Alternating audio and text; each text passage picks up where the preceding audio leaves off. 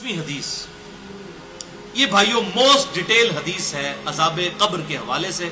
میں اسے word by word پڑھوں گا اوریجنل کتاب سے. سنن ابی داؤد میں 4753 ہے. مسند امام احمد میں جلد 4 صفحہ 287 پر 18557 ہے. اور المستدرک للحاکم میں 107 نمبر حدیث ہے. مشکات میں 1630 نمبر ہے. اچھا یہ ابو داؤد کی جو اس کی روایت ہے اور مسند احمد کی اس میں آمش مدلس ہے اور ان سے روایت کر رہا ہے. لیکن جو المستدرک للحاکم کی روایت ہے اس میں امام آمش نے اپنی سماع کی تصریح کی ہے اور انہوں نے کہا کہ میں نے حدیث سنی ہے. ان سے روایت نہیں کی بلکہ انہوں نے حدثنا سے کی ہے. المستدرک للحاکم 107 نمبر حدیث میں وہ پڑھنے لگا ہوں ورڈ بائی ورڈ تاکہ اس کا سوز و گداز جو ہے وہ قائم رہے. برا بن عازب رضی اللہ تعالیٰ عنہ بیان کرتے ہیں کہ ہم رسول اللہ صلی اللہ علیہ وسلم کی مائیت میں ایک انصاری شخص کے جنازے میں شریک ہوئے. ہم قبر تک پہنچ گئے. ابھی اس کی لحد تیار نہیں ہوئی تھی کہ رسول اللہ صلی اللہ علیہ وسلم ہمارے پاس بیٹھ گئے. ہم بھی آپ صلی اللہ علیہ وسلم کے گرد بیٹھ گئے اس حال میں گویا ہمارے سروں پر پرندے ہیں. یعنی فل اٹینٹو ہو کر آپ صلی اللہ علیہ وسلم کے ساتھ ہم بیٹھ گئے. آپ کے مبارک ہاتھوں میں ایک لکڑی تھی جس سے آپ زمین کورید رہے تھے. آپ صلی اللہ علیہ وسلم نے سر مبارک اوپر اٹھایا اور فرمایا عذاب قبر سے اللہ کی پناہ طلب کیا کرو. آپ نے 3 بار یہ بات ارشاد فرمائی. پھر آپ صلی اللہ علیہ وسلم نے ارشاد فرمایا بندہ مومن جب دنیا سے رابطہ توڑ کر آخرت کی طرف متوجہ ہوتا ہے یعنی جب اس کی موت کا وقت آتا ہے تو سورج کی طرح چمکتے دمکتے سفید چہروں والے فرشتے جنتی خوشبودار جنتی کفن لے کر اس کے پاس آتے ہیں حتیٰ کہ وہ حد نظر تک اس کے سامنے بیٹھ جاتے ہیں. پھر ملک الموت تشریف لاتے ہیں حتیٰ کہ وہ اس کے سر کے پاس بیٹھ جاتے ہیں. اچھا قرآن میں بھی ملک الموت کا نام آیا ہے سورہ سجدہ کے اندر, احادیث کے اندر بھی. البتہ تورات میں اس کا نام اسرائیل بھی آیا ہے اور ہمارے اہل سنت کے جو اولین مفسرین ہیں امام طبری رحمہ اللہ المتوفى 310 ہجری انہوں نے بھی یہ ورڈ استعمال کیا ہے. لہٰذا موت کے فرشتے کو اسرائیل کہنا بھی جائز ہے ہمارے سلف کے ہاں. کیونکہ آج کل بعض لوگ کہتے ہیں اسرائیل نہیں ملک الموت ہی کہنا چاہیے. اسرائیل کا لفظ بھی ثابت ہے. پھر ملک الموت تشریف لاتے ہیں حتیٰ کہ وہ اس کے سر کے پاس بیٹھ کر کہتے ہیں پاکیزہ روح اللہ کی مغفرت اور اس کی رضامندی کی طرف چل.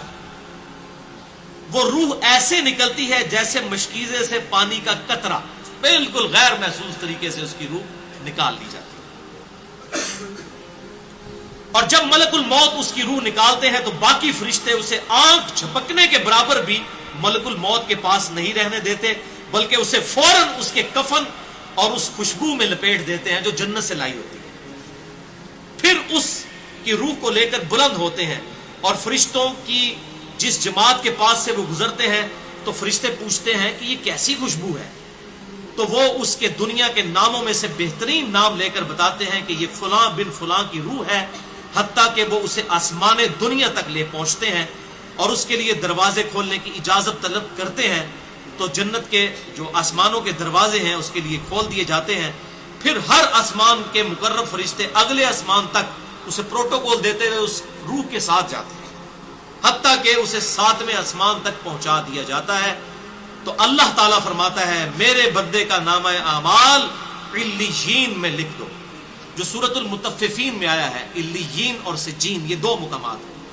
ایمان والوں کی روحیں جو ہیں علیین میں ان کا نامہ اعمال لکھا جاتا ہے اور جو منافقین ہیں مجرم ہیں سجین میں لکھا جاتا ہے. سورۃ المطففین سورت نمبر 83 ہے پارہ نمبر 30 کے اندر. اور اسے واپس دنیا کی طرف لے جاؤ کیونکہ میں نے انہیں اسی دنیا سے پیدا کیا اور اسی میں انہیں لوٹاؤں گا اور پھر دوبارہ اسی سے نکالوں گا. پھر اس کی روح اس کے جسم کی طرف لوٹا دی جاتی ہے. لیکن یہ لوٹنا دنیا کا سا لوٹنا نہیں ہوگا. یعنی وہ لوٹنے کے بعد یہ نہیں ہے کہ ایک مردہ قبر میں وہ بیٹھ جائے گا ہمیں نظر آئے گا. یہ سب کچھ برزخی معاملات ہوں گے جو میں نے پچھلی دفعہ ڈسکس کیے تھے سورہ فاطر کی آیت نمبر 42 کے تحت کہ نیند کی حالت میں بھی انسان کی روح قبض ہوتی ہے لیکن اس کو چٹکی کاٹے تو وہ جاگ اٹھتا ہے. روح کا تعلق بھی رہتا ہے اس حالت میں بالکل اس طریقے سے. ایک ڈیفرنٹ لائف ہے برزخی لائف. پھر दो फरिश्ते उसके पास आते हैं, यानी उसकी कब्र में, उसे बिठा कर पूछते हैं। अब ये वो 4 सवाल यहां पर आ रहे हैं इस डिटेल हदीस में। पहला सवाल करते हैं, तेरा रब कौन है? मन रब्बु का? वो कहता है रब्बी अल्लाह, मेरा रब अल्लाह है। दूसरा सवाल पूछते हैं, तेरा दीन क्या है? मा दीनु का, तेरा दीन क्या है? तो वो कहता है मेरा दीन इस्लाम है। फिर पूछते हैं कि वो आदमी जो तुम में मबूस किए गए वो कौन है? अब यहां पर वो डिटेल आई, अल्लज़ी बुइसा फीकुम, वो शख्स जो तुम में मबूस किया गया था वो कौन था? तो ये जो कहते हैं ना कब्र में आप सल्लल्लाहु अलैहि वसल्लम आ जाते हैं, तो किसी हदीस में भी नहीं है। इसमें डिटेल आ गई कि उससे पूछा जाता है जो शख्स तुम में पैगंबर बनाकर भेजा गया वो कौन था? तो वो कहता है हुआ मुहम्मद रसूलुल्लाह, वो अल्लाह के रसूल मोहम्मद सल्लल्लाहु अलैहि वसल्लम। मसला हाजिर और नाजिर मेरा रिकॉर्ड है, मसला नंबर 7, जिसमें मैंने ये तमाम शुबहात क्लियर की है। ये 3 सवालों के बाद, अच्छा, जामिया तिर्मिज़ी में एक हदीस है 3120, उसमें अल्फाज हैं कि वो पूछते हैं मन नबीयू का, तेरा नबी कौन है? इसमें तो आया ना कि उस शख्स के बारे में तेरा क्या अकीदा है, उसमें मन नबीयू का अल्फाज है, जामिया तिर्मिज़ी 3120। अच्छा, अल्लाह का शुक्र है कि ये नहीं पूछते तेरा फिरका कौन सा है, तू किस इमाम की तकलीद करता था, केड़ी मसीती तू नमाज पढ़ता सा है, देख लो कोई चीज नहीं। तेरा रब कौन है, तेरा दीन और नबी सल्लल्लाहु अलैहि वसल्लम। तो दुनिया में भी हम यही कहते हैं अल्लाह, रसूल, कुरान, यही बात है। तो कब्र के अंदर जाकर भी यही सवाल है। अब वो जब 3 सवालों के जवाब देता है तो फरिश्ते चौथा सवाल उससे पूछते हैं, जो मैंने कब्र का चौथा सवाल, मसला नंबर 78, तुम्हें कैसे पता चला, इन 3 सवालों के जवाब तुम्हें कैसे आए? वो कहता है मैंने अल्लाह की किताब पढ़ी थी, मैं उस किताब पर ईमान लाया और मैंने उसके हक होने की तस्दीक की। अल्लाह की किताब पढ़ी होगी तो तस्दीक करेगा ना, अगर सुन सुना के सुन्नी होगा तो क्या तस्दीक करेगा? हाँ, पढ़ पढ़ा के सुन्नी होगा तो तस्दीक कर देगा। फिर आसमान से आवाज आती है, मेरे बंदे ने सच कहा, उसके लिए जन्नती बिछोना बिछा दो, उसे जन्नती लिबास पहना दो और उसके लिए जन्नत की तरफ दरवाजा खोल दो। कब्र के अंदर ही जन्नत की तरफ दरवाजा खोल दो। यानी आप समझ लें जिस तरह ये आप टच स्क्रीन मोबाइल रख के और जनाब लैपटॉप रख के सामने लोग बैठे होते हैं ना, तो एक दूसरी दुनिया में चले जाते हैं। तो जन्नत का फिजिकली दरवाजा खोल दिया जाएगा, उसको जन्नत की हवाएं भी, खुशबू भी आएगी और इंतजार वो करेगा। वहां उसे हवा के झोंके और खुशबू भी आती होगी और हद्दे नजर तक उसकी कब्र को कुशादा कर दिया जाएगा। खूबसूरत चेहरे, खूबसूरत लिबास और बेहतरीन खुशबू वाला एक शख्स उसके पास कब्र में आएगा और कहेगा उस चीज से खुश हो जा जो चीज तुझे खुश कर दे, ये वो दिन है जिसका तुझसे वादा किया जाता था। वो शख्स पूछेगा कि ऐ शख्स तू कौन है, तेरा चेहरा भलाई लाने वाला चेहरा है। वो जवाब देगा मैं तेरा अमले साले हूं, यानी नेक अमाल एक खूबसूरत इंसान की शक्ल में उसकी कब्र में आ जाएगा। तो फिर वो शख्स कहेगा ऐ अल्लाह, ऐ मेरे रब, जल्दी कर, फौरन क़यामत कायम फरमा दे, हत्ता कि मैं अपने अहलो अयाल की तरफ चला जाऊं। यानी मोमिन कहेगा अल्लाह जल्दी जल्दी क़यामत आए, मुझे तो एंड रिजल्ट नजर आ रहा है, मुझसे इंतजार नहीं होता, फौरन क़यामत आ जाए। अभी साइमल्टेनियस कंट्रास्ट आने वाला है।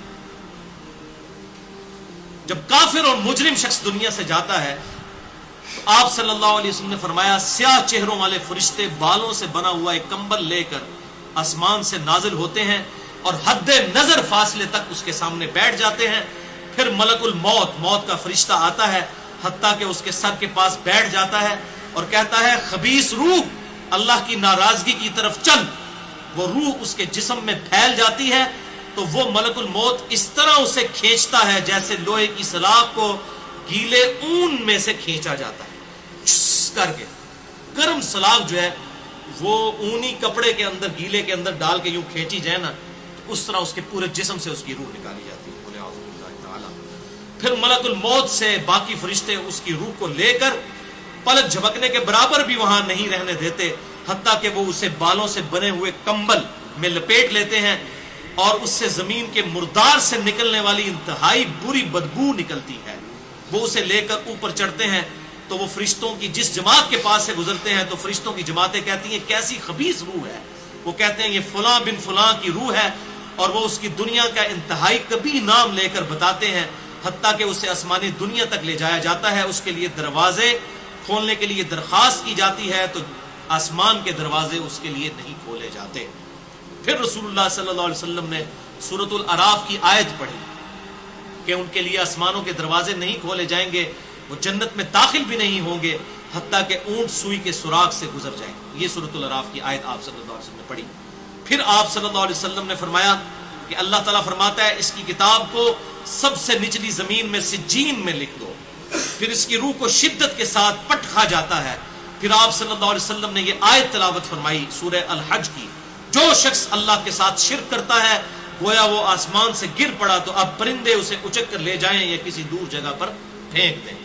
پھر اس کی روح اس کے جسم میں لوٹا دی جاتی ہے اور 2 فرشتے اس کے پاس آ کر اس سے پوچھتے ہیں تیرا رب کون. اب اس سے بھی سوال ہوتا ہے. وہ حیرت زدہ ہو کر کہتا ہے ہائے افسوس ہائے افسوس, میں نہیں جانتا میں نہیں جانتا. پھر پوچھتے ہیں تیرا دین کیا ہے, وہ پھر حیرت زدہ ہو کر کہتا ہے ہائے افسوس میں نہیں جانتا میں نہیں جانتا. پھر اس سے پوچھتے ہیں کہ جو شخص تم میں مبعوث کیے گئے وہ کون تھے, تو کہتا ہے ہائے افسوس میں نہیں جانتا میں نہیں جانتا. پھر آسمان سے آواز آتی ہے اس نے جھوٹ بولا, اس کے لیے جہنم کا بچھونا بچھا دو. اور بخاری میں الفاظ ہیں 1374. اس کے جواب میں فرشتے پھر اس سے چوتھا سوال کیا کرتے ہیں, لا دریتا ولا تلیتا, اور تو نے خود پڑھ کر سمجھنے کی کوشش کیوں نہیں کی, یا جو لوگ سمجھے ہوئے لوگ تھے کتاب و سنت کے منہج پر چلنے والے لوگ تھے ان کے ساتھ تو کیوں نہیں چلا. اللہ تعالیٰ فرماتا ہے اس کے لیے جہنمی بچھونا بچھا دو, جہنم کی طرف ایک دروازہ کھول دو, وہاں سے گرمی اور گرم ہوا اس کی قبر میں آتی رہے گی. اس کی قبر کو اس قدر تنگ کر دیا جائے گا کہ اس کی پسلیاں ایک دوسرے کے اندر داخل ہو جائیں گی, اور ایک قبیح چہرے والا شخص قبیح لباس میں انتہائی بدبودار حالت میں اس کے پاس آئے گا اور اسے کہے گا تمہیں ایسی چیزوں کی بشارت ہو جو تمہیں غمزدہ کر دیں, یہ تیرا وہ دن ہے جس کا تجھ سے وعدہ تھا. وہ پوچھے گا تو کون ہے, تیرے چہرے سے تو خیر کی توقع نظر نہیں آتی. وہ جواب دے گا میں تیرا خبیث عمل ہوں جو تو دنیا میں کیا کرتا. بات عمل کے ساتھ ہی ہے, صرف کلمہ پڑھنا کافی نہیں ہے, عمل. پھر وہ کہتا ہے میرے رب قیامت قائم نہ کرنا, اے میرے رب قیامت قائم نہ کرنا. مومن کیا کہتا ہے قیامت قائم کر رہا ہے اللہ. اب یہ وہ حدیث ہے وہ جس اس آیت کو حل کرتی ہے جو پچھلی دفعہ ایک بھائی نے سوال بھی کیا تھا. سورہ یاسین کی آیت نمبر ہے 52. قالوا یا ویلنا من بعثنا من مرقدنا, یعنی جب قبروں سے نکالا جائے گا مجرموں کو وہ کہیں گے ہائے افسوس ہمیں کس نے ہماری قبروں سے باہر نکال دیا. تو اللہ تعالیٰ کیا فرمائے گا, ھذا ما وعد الرحمن وصدق المرسلون, یہی ہے وہ جس کا وعدہ رحمان نے کیا تھا اور رسولوں نے سچا کہا تھا. تو کہتے ہیں جی منکرین عذاب قبر کہتے ہیں جی وہ انسان کیوں کہتے ہیں ہماری قبروں سے کس نے اٹھا لیا, تو اس پہ عذاب تو نہیں ہوتا, عذاب تو ہو رہا ہے. وہ آپ دیکھیں اس وہ حدیث میں کیا کہہ رہا ہے, اللہ قیامت قائم نہ کرنا, یعنی یہ عذاب تو آیا, قیامت آئی تو پھر بڑا عذاب بھی مجھ پر آئے گا. تو اسی لیے وہ اس حیرت زدہ ہوگا قیامت والے دن کہ اب میرے اوپر اگلی مصیبت آ گئی, عذاب کی چوتھی اور فائنل قسط بھی میرے پر آنے والی ہے. اللہم اجرنا من النار. 11ویں حدیث سنن نسائی میں 1834, مشکات میں 1629. ابو ہریرہ رضی اللہ تعالیٰ عنہ کہتے ہیں آپ صلی اللہ علیہ وسلم نے فرمایا جب مؤمن شخص کی موت کا وقت آتا ہے تو رحمت کے فرشتے سفید ریشم لے کر آتے ہیں اور کہتے ہیں راضی ہونے والی پسندیدہ روح نکل, اللہ کی راحت اور رزق کی طرف چل, رب تجھ پر ناراض نہیں. تو وہ بہترین کستوری کی خوشبو کی طرح نکلتی ہے حتیٰ کہ وہ ایک دوسرے سے اسے لے کر اس طرح کرتے کرتے آسمان کے دروازوں تک پہنچ جاتے ہیں. تو وہ کہتے ہیں زمین سے یہ کیسی پاکیزہ خوشبو تمہارے پاس آئی ہے.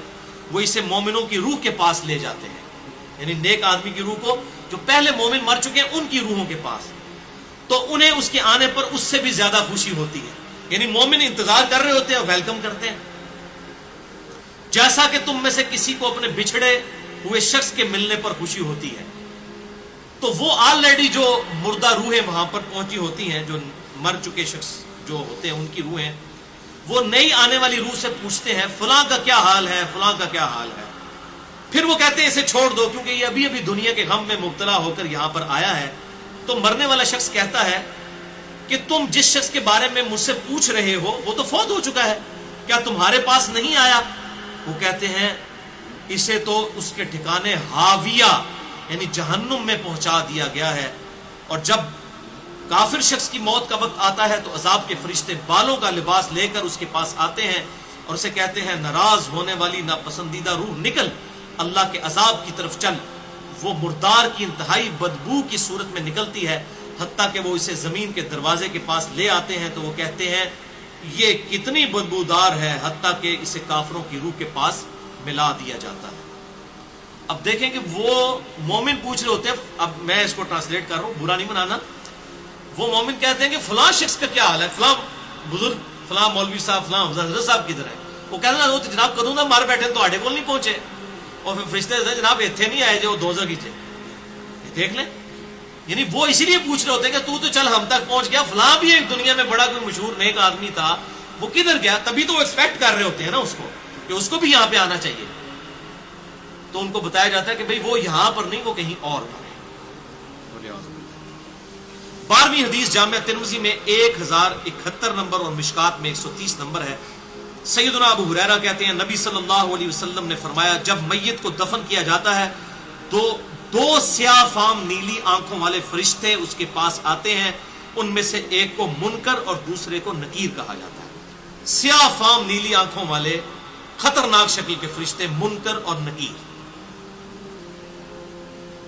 پس وہ کہتے ہیں تم اس شخص کے بارے میں کیا کہا کرتے تھے، یعنی نبی صلی اللہ علیہ وسلم کے بارے میں سوال ہوتا ہے تو وہ کہتا ہے وہ اللہ کے بندے اور اس کے رسول ہیں، میں گواہی دیتا ہوں کہ اللہ کے سوا کوئی معبود نہیں اور محمد صلی اللہ علیہ وسلم اس کے بندے اور رسول ہیں۔ وہ دونوں فرشتے کہتے ہیں ہمیں پتا تھا تم یہی جواب دو گے۔ پھر اس کی قبر کو لمبائی اور چوڑائی میں 70 ہاتھ کشادہ کر دیا جاتا ہے۔ یہ 70 کہتے ہیں کثرت، حد نظر تک کشادہ کر دیا جاتا ہے۔ پھر اس کے لیے اس میں روشنی کر دی جاتی ہے، پھر اسے کہا جاتا ہے سو جا۔ وہ کہتا ہے میں اپنے گھر والوں کے پاس واپس جانا چاہتا ہوں تاکہ انہیں بتاؤں کہ میں کامیاب ہو گیا ہوں، لیکن وہ کہتے ہیں کہ تو دلہن کی طرح سو جا، جسے اس کے گھر کا عزیز ترین فرد ہی آ کر بیدار کرتا ہے، حتیٰ کہ اللہ تعالیٰ اسے اس کی خوابگاہ سے قیامت والے دن بیدار کرے گا۔ یعنی اسے لٹا دیا جائے گا، پھر اس پہ وہ کیفیت وہ جنت والی تاری رہے گی، پھر الٹیمیٹلی اللہ تعالیٰ اسے دوبارہ سے زندہ کرے گا۔ اور اگر وہ منافق ہوا تو وہ کہے گا میں نے لوگوں کو ایک بات کہتے ہوئے سنا تو میں بھی ویسے ہی کہا کرتا تھا، یعنی مجھے نہیں پتا، اللہ کی وہ گواہی نہیں دے سکے گا، رسول اللہ صلی اللہ علیہ وسلم کا اقرار نہیں کر سکے گا، میں کچھ نہیں جانتا۔ وہ فرشتے کہیں گے ہمیں پتا تھا تم یہی کہو گے، پس زمین سے کہا جاتا ہے اس پر تنگ ہو جا، وہ اس پر تنگ ہو جاتی ہے حتیٰ کہ اس کی ہڈیاں اور پسلیاں ایک طرف کی دوسری طرف آ جاتی ہیں، یوں بولے اعوذ باللہ تعالی، اور اسے مسلسل عذاب ہوتا رہے گا حتیٰ کہ اللہ اسے خوابگاہ سے دوبارہ زندہ کرے گا۔ یعنی قیامت تک اس پر وہ اس حالت میں عذاب رہے گا، ہمیں نظر نہیں آئے گا۔ جیسے سویا ہوا شخص ایک ڈراؤنا خواب دیکھتا ہے، وہ تکلیف محسوس کرتا ہے، پاس کھڑا شخص نہیں محسوس کر سکتا۔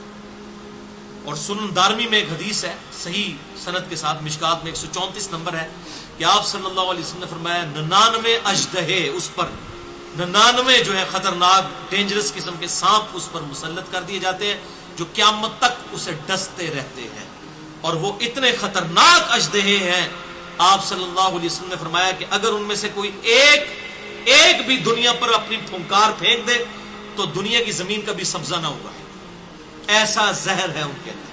قل اعوذ باللہ تعالی اللہم اجرنا من النار، اللہم اجرنا من النار۔ یہ بھائیو عذاب قبر کیمرے سے نہیں دیکھا جا سکتا، یہ اللہ تعالیٰ نے پردہ رکھا۔ 13ویں حدیث جامعہ ترمذی میں 2308، سنن ابن ماجہ میں 4267، مشکات میں 132۔ سیدنا عثمان غنی رضی اللہ تعالیٰ عنہ جب بھی کسی قبر کے پاس سے گزرتے تو اتنا روتے کہ ان کی داڑھی تر ہو جایا کرتی۔ ساتھیوں نے پوچھا حضرت جب دوزخ کا ذکر کرتے ہیں اس وقت تو آپ کی آنکھوں میں آنسو نہیں آتے، لیکن قبرستان آ کر آپ پر ایسی حالت کیوں طاری ہو جاتی ہے؟